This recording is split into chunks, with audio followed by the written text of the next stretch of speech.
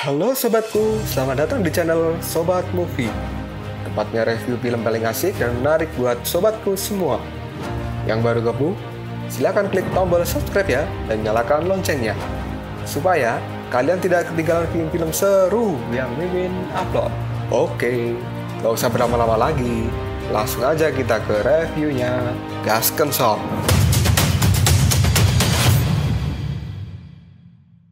Hey, oke, sobatku terkeren, terkecil, terbaik, tersemuanya. Kita masih bersama Sobat Movie, channel alur cerita terasik sepanjang masa.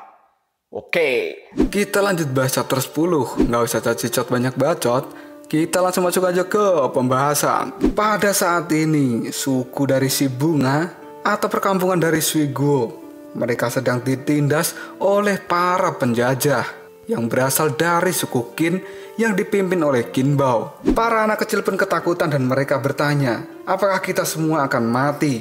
Si Bunga pun berkata pada mereka bahwa mereka tidak perlu takut menghadapi situasi seperti ini, karena para dewa pasti akan muncul dan tidak akan membiarkan mereka mati di tempat mereka sendiri. Salah satu anak pun kemudian menjawab perkataan dari si Bunga, benarkah itu akan terjadi? Tapi apakah kita harus mendengarkan para penjajah ini? Dan saat ini, para penjajah yang dipimpin oleh Qin Bao, mereka berdiri di atas tebing. Dan rakyat dari si Bunga, mereka akan dimasukkan ke dalam kurungan besi. Salah satu rakyat si Bunga ketakutan dan dia bertanya, ini ada di mana? Karena di tempat ini, sungguh sangat mengerikan. Tengkorak dan tulang manusia berserakan di mana-mana. Bahkan si Bunga sendiri, dia juga ketakutan dengan tempat ini, karena dia juga tidak tahu sebenarnya ini adalah tempat apa. Qin Bao yang sambil makan, dirinya kali ini mulai berbicara. Setelah sekian lama, akhirnya kalian sampai di tempat ini. Hai suku Hua, rasa sakitmu akan segera berakhir. Bunga kemudian melirik ke arah Qin Bao. Dia pun menjawab perkataan dari si Qin Bao. Apakah ini adalah tempat pengorbanan? Dan apakah kamu berencana untuk memberlakukan kami sebagai persembahan bagi dewamu? Qin Bao pun membenarkan apa yang dikatakan oleh si Bunga. Bunga kemudian berteriak dan mengatakan, kalian adalah orang jahat. Jika kalian ingin mengorbankan seseorang, korbankan aku saja dan lepaskan anak-anak ini. Qin Bao kemudian menjawab perkataan dari si Bunga. Apakah kamu sedang bercanda? Kamu saja itu tidak cukup. Demi sebuah cuaca yang bagus dan kemakmuran di masa depan, semakin banyak korban, maka akan semakin baik. Qin Bao lalu menyuruh anak buahnya untuk segera menggantung Bunga dan rakyatnya di tempat ini. Kita berpindah ke pertarungan antara Sun Wukong dengan monyet Akajiri. Pertarungan sengit antara mereka berdua saat ini dilakukan di udara di puncak gunung monyet terbang. Bahkan Sun Wukong tidak sedikit pun takut dengan kekuatan dari Akajiri. Dirinya sambil meringis lalu berbicara, hei saudara Akajiri, tinjumu sangat lambat dan pukulanmu tidak pernah mengenai tubuhku. Akajiri yang mulai terprovokasi akan kata-kata dari Sun Wukong. Dirinya benar-benar marah dan akan melakukan pukulan cepat dan banyak pada tubuh Sun Wukong ini. Dan akhirnya pukulan itu pun dilayangkan pada tubuh Sun Wukong. Lagi-lagi Sun Wukong dapat menghindari pukulan yang dilakukan Akajiri dengan sangat mudah. Bahkan kali ini Sun Wukong yang lincah, dirinya segera menendang wajah dari Akajiri dengan kedua kakinya yang cukup kuat. Sambil menendang itu, Sun Wukong pun berteriak, makanlah tendanganku ini. Aku menamainya tendangan lalat monyet. Tendangan kuat dan banyak terus dilakukan Sun Wukong pada muka Akajiri. Sampai-sampai si Akajiri ini tidak berdaya menghadapi serangan dari Sun Wukong. Sun Wukong yang tidak ingin berhenti menyerang, dirinya kembali berkata, bagaimana rasanya? Apakah tendanganku sudah membuat kepalamu pusing? Dan saat ini, Akajiri hanya mampu menahan serangan yang dilakukan oleh Sun Wukong. Tiba-tiba saja, Akajiri pun menyilangkan tangannya dan dia menggepuk Sun Wukong dengan besi lancip yang ada di tangannya itu. Akajiri yang sudah sangat emosi, dirinya berkata, siapa bilang aku tidak bisa menangkapmu? Dan kali ini, Sun Wukong pun sudah terjepit di antara tangan besi dari Akajiri. Akajiri pun mulai berteriak dan mengatakan bahwa Sun Wukong adalah orang yang ceroboh dan membawa kematiannya sendiri. Sun Wukong yang sudah dalam jepitan Akajiri, dia tidak menyerah begitu saja. Dan Sun Wukong pun menajamkan matanya lalu mengatakan pada Akajiri bahwa si Akajiri ini tidak akan mudah untuk membunuhnya. Sun Wukong pun melakukan cengkraman yang kuat pada tangan Akajiri, dan dia merenggangkan tangan Akajiri dengan sangat mudah. Kekuatan besar dari Sun Wukong ini membuat Akajiri menjadi terkejut, karena serangannya yang kuat bisa dengan mudah dipatahkan oleh Sun Wukong. Setelah Sun Wukong merasa bebas dari jepitan tangan Akajiri, dia pun melakukan tandukan pada kepala Akajiri. Hal itu membuat kepala Akajiri menjadi berdarah dan dirinya pun terjatuh. Sun Wukong yang melihat Akajiri, dirinya tidak akan diam begitu saja, dan Sun Wukong akan melakukan serangan lanjutan pada Akajiri. Dengan memutar-mutarkan tangannya, Sun Wukong kemudian memukulkan tangan itu pada muka Akajiri.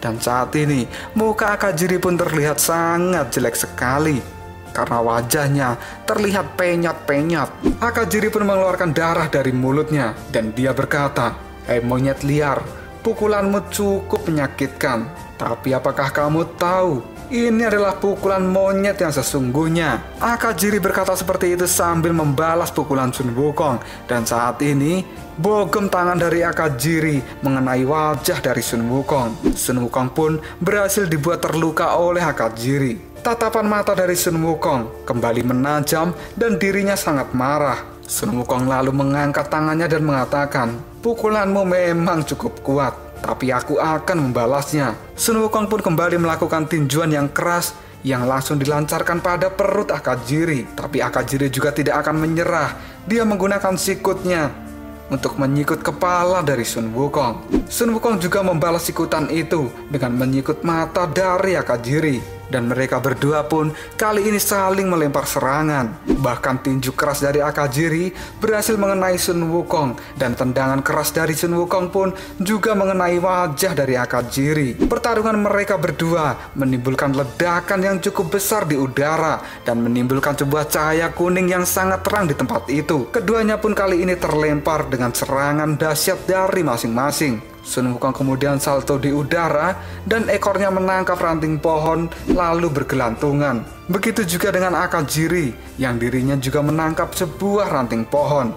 Dan kali ini mereka berdua pun sama-sama tertawa. Seluruh rakyat Kera Putih mengatakan bahwa pertarungan mereka sangat dahsyat dan luar biasa. Dan itu tidak sebanding dengan kekuatan Raja Kera Putih. Si monyet hitam juga berkata bahwa ternyata monyet liar ini mampu menandingi kekuatan dari monyet Akajiri. Xiao Liu yang melihat kehebatan dari Sun Wukong, dirinya pun berkata dalam hati, "Monyet batu ini baru saja keluar, tapi kemampuannya sungguh sangat luar biasa." Sun Wukong yang masih bergelantungan di pohon, dirinya menyapa Akajiri. Apakah pertarungan ini akan dilanjutkan? Karena Sun Wukong masih memiliki semangat untuk menghadapi Akajiri. Sun Wukong pun berkata pada Akajiri bahwa pertarungan ini sangat menyenangkan bagi dirinya. Akajiri pun menjawab perkataan dari Sun Wukong bahwa dirinya belum mengeluarkan kekuatan penuh yang dia miliki. Lalu Sun Wukong, dia melompat ke dahan dari pohon, kemudian mengatakan, "Benarkah? Jika kamu memang hebat, maka aku akan lebih bersemangat untuk bertarung dengan dirimu." Sun Wukong yang akan kembali melakukan pertarungan dengan Akajiri, dia pun berteriak, "Cepatlah datang kemari, dan aku tidak akan menyerah dalam pertarungan ini dengan siapapun, karena aku adalah Raja Kera yang terhebat." Teriakan dari Sun Wukong menimbulkan sebuah gelombang dahsyat yang bisa menghancurkan apapun. Bahkan sampai-sampai para monyet hitam mereka menutup telinganya akibat suara yang dikeluarkan oleh Sun Wukong ini. Monster kelelawar pun juga berterbangan dari tempat itu. Teriakan keras dari Sun Wukong benar-benar membuat semua orang menjadi terkejut. Salah satu rakyat Kera Putih kemudian berkata, "Ternyata monyet ini benar-benar hebat, dan sepertinya kita tidak akan mati saat ini." Para monyet putih yang melihat kehebatan dari Sun Wukong, mereka pun tambah mengakui kehebatan dari Sun Wukong ini. Dan para monyet putih kemudian memberikan semangat pada Sun Wukong. Teriakan serempak dari para monyet putih benar-benar membuat Xiao Liu terkejut, karena selama ini tidak ada kera lain yang benar-benar diakui oleh rakyat Kera Putih. Akajiri pun dirinya kembali mengatakan pada Sun Wukong, "Apakah kamu menganggap bahwa kamu adalah raja kera terkuat? Kamu hanyalah seekor kera yang memiliki kepercayaan diri yang tinggi. Aku benar-benar menyukaimu. Kalau begitu, aku akan mengikuti permainanmu saat ini." Di saat Akajiri akan melanjutkan pertarungannya, seekor katak pun melompat dan berdiri di atas daun. Lalu katak itu pun mulai menyampaikan sebuah pesan. Akajiri, mari kita berhenti. Akajiri pun mengetahui bahwa katak yang datang itu adalah utusan dari Buddha Alis Kuning. Sun Wukong pun kali ini terdiam untuk mendengarkan percakapan antara Akajiri dengan sang katak. Katak itu pun lanjut berkata, tidak ada gunanya bertarung di tempat ini. Yang bisa kamu lakukan hanyalah mundur. Bagaimanapun juga, monyet kecil ini bukan tandinganmu dan dia tidak akan pernah menyerah. Tapi belum terlambat untuk menghadapinya. Kamu harus mengumpulkan kekuatan dan menyerangnya secara perlahan. Akajiri pun menjawabnya, baiklah, aku tahu dan aku akan mengikuti instruksimu. Setelah si katak menyampaikan pesan pada Akajiri, katak itu pun melompat dan menghilang dari tempat itu. Kemudian Akajiri kali ini berkata pada Sun Wukong, hei Raja Monyet Batu, kamu cukup beruntung hari ini karena kamu masih bisa hidup lebih lama. Tapi bahkan jika kamu telah menyelamatkan monyet di gunung ini, itu tidak akan berguna. Karena suku manusia di kaki gunung saat ini juga telah diserang. Dan monster-monster tidak akan bisa melindungi mereka. Mereka hanyalah sekumpulan hantu yang berkeliaran. Sun Wukong bingung dengan apa yang dikatakan oleh Akajiri. Tapi tatapan mata dari Sui Guo, dia menjadi panik. Karena sepertinya yang dimaksud oleh Akajiri adalah klan miliknya. Setelah berkata seperti itu, Akajiri pun menyilangkan tangannya dan dia mengajak seluruh monyet hitam untuk segera meninggalkan tempat ini. Sebelum pergi, Akajiri berkata pada Sun Wukong, Raja Monyet Batu, permainan hari ini sudah selesai. Apakah kamu akan menyelamatkan suku di bawah gunung yang dilindungi oleh monyet putih?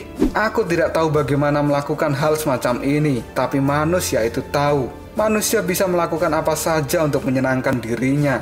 Jika kamu ingin kembali ke suku gunung, datanglah ke markasku dan carilah diriku. Itu pun jika kamu memiliki keberanian dan tidak takut mati. Sun Wukong pun menjawab perkataan dari Akajiri. Baiklah, aku akan pergi. Dan pada saat itu, aku akan mendapatkan berbagai kemenangan dan aku akan mengalahkanmu. Sambil melompat dan menghilang dari tempat itu, Akajiri pun berteriak bahwa dia akan menunggu kedatangan dari Sun Wukong. Sun Wukong yang masih berdiri di atas pohon, dirinya kemudian melirik pada rakyat kera putih. Dan rakyat itu pun bersuka cita atas kemenangannya hari ini. Di dalam sebuah daun yang rimbun, terlihatlah kedua mata yang menyala. Kemudian mata itu pun menghilang dengan sekejap. Sui Guo pun merasakan bahwa saat ini sukunya sedang dalam masalah besar. Dia pun kemudian kembali ke sukunya. Setelah sampai di perkampungannya, Sui Guo kali ini menjadi terkejut karena perkampungannya sudah rusak dan terbakar, serta rakyatnya sudah menghilang dan sebagian mati di tempat itu. Sui Guo pun mendekati seseorang yang sedang terluka. Kemudian Sui Guo bertanya, apa yang terjadi dan ada apa denganmu? Rakyat itu pun menjawab perkataan dari Sui Guo bahwa klan Qin telah datang ke tempat ini. Mereka membuat kekacauan dan membawa pergi semua orang. Sui Guo pun tahu bahwa klan Qin ini adalah suku yang memuja iblis jahat. Sun Wukong sambil melihat-lihat tempat yang sudah hancur, dirinya berkata, apakah ini adalah perbuatan dari manusia lain? Mengapa mereka melakukan hal kejam seperti ini? Xiao Liu pun menjawab perkataan dari Sun Wukong. Aku tidak tahu banyak tentang perilaku dari manusia. Kemudian Sui Guo, dirinya mulai berkata pada Sun Wukong, kami, suku manusia akan bertarung untuk alasan yang berbeda. Dan para suku Qin ini adalah orang yang memuja jiwa gelap. Dan mereka benar-benar orang yang agresif. Sebagian besar dari mereka bertarung untuk mendapatkan sumber daya dan juga tanah di tempat ini. Situasi di mana semua orang akan mendapatkan pukulan yang keras seperti ini. Dan mereka juga harus dikorbankan sebagai orang yang hidup. Itu adalah cara yang mereka lakukan. Sun Wukong pun bertanya, dikorbankan untuk siapa? Dan Xiao Liu, dirinya menjawab perkataan dari Sun Wukong bahwa manusia itu dikorbankan untuk monyet hitam yang baru saja datang menyerang pohon induk. Orang yang bertarung denganmu, dia adalah monyet merah Akajiri. Dia memiliki saudara, yaitu si kera kuning. Mereka berdua datang ke puncak gunung kera terbang beberapa tahun yang lalu. Kemudian mereka menjadi kelompok monyet yang paling kuat. Mereka itu adalah dua bersaudara yang menempati lebih dari setengah di pegunungan Kera Terbang. Kelompok monyet lain sangat takut pada mereka berdua. Sun Wukong pun terkejut dengan penjelasan dari Xiao Liu, karena ternyata di pegunungan monyet terbang ada dua monyet besar seperti monyet kuning dan akajiri. Xiao Liu pun melanjutkan penjelasannya. Mereka disebut dengan monyet yang makan monyet, dan mereka adalah anggota dari aliansi gelap di jalur monster. Karena di tempat itu ada kekuatan besar yang melindungi mereka berdua. Sun Wukong kemudian tertawa pada Xiao Liu. Dia pun mengatakan, sepertinya ini akan menarik dari apa yang kukira. Pertama-tama, ingatlah pesanku. Kalian jangan takut pada mereka, karena semakin kalian takut, mereka akan semakin kejam. Dan kalian harus bisa melawan mereka. Jangan menahan diri kalian sendiri. Manusia yang diculik juga tidak boleh diabaikan. Mereka dilindungi oleh kera selama beberapa generasi. Para monyet pun kali ini berkata pada Sun Wukong, apakah Anda ingin menghadapi kekuatan dari Akajiri dan saudaranya secara langsung? Karena kami semua di tempat ini tidak memiliki kemampuan untuk melawan mereka. Karena kalian tidak berani menghadapinya secara langsung, maka kalian diperlakukan seperti ini. Dan akhirnya, kejadian seperti ini pun terjadi dan menimpa klan kalian. Xiao Liu pun kemudian bertanya pada Sun Wukong, lalu apa rencananya kali ini? Sun Wukong pun melirik ke arah Xiao Liu, kemudian menjawabnya, seperti apa yang baru kukatakan, bahwa kita tidak perlu takut. Kita harus berani dan melakukan perlawanan, dan kita akan menghadapi mereka secara langsung. Kita berpindah ke tempat Qin Bao. Suku dari si bunga pun diikat dan digantung di atas pohon yang besar. Walaupun rakyat dari si bunga belum mati, tapi mereka akan dijadikan persembahan untuk dewa kegelapan. Qin Bao pun kemudian mengangkat kedua tangannya. Dirinya mengatakan bahwa orang-orang ini adalah persembahan demi kemakmuran bagi suku mereka. Bunga dan rakyatnya benar-benar ketakutan dengan apa yang dilakukan oleh Qin Bao ini. Bahkan salah satu dari rakyat si bunga kali ini pun menangis karena begitu takutnya. Mereka pun benar-benar sudah putus asa dengan apa yang dihadapi saat ini. Dan tiba-tiba saja sekumpulan asap pun muncul yang menandakan bahwa dewa yang Qin Bao puja telah datang ke tempat ini. Dan itu ternyata adalah para monyet hitam. Para monyet hitam pun bergelantungan di pohon besar tempat para suku bunga kali ini digantung. Dan Qin Bao pun berteriak, para dewa telah datang. Kemudian Qin Bao menyembah mereka semua. Tolong jaga kami sebagai manusia dengan tulus. Biarkan kami memberikan imbalan kepada Anda. Monyet kuning pun berkata pada Qin Bao, aku telah mendengar permintaanmu, dan kamu telah memberikan darah dan daging yang berharga untuk kelompok monyetku. Mereka semua pasti sangat bahagia. Tapi sekarang aku juga mengalami kebingungan. Bagaimana rasanya jenis dari dirimu sendiri? Lalu apakah yang akan terjadi selanjutnya? Apakah suku dari bunga ini benar-benar akan dimakan oleh monyet hitam dan juga monyet kuning? Jika kalian penasaran, tunggu aja jawabannya di next video. Koprol sob. Tetap stay di channel Sobat Movie dan jangan lupa klik subscribe, like, dan share ke teman-temanmu agar channel ini dapat berkembang dan menghibur kalian semua. See you next tomorrow. Bye-bye.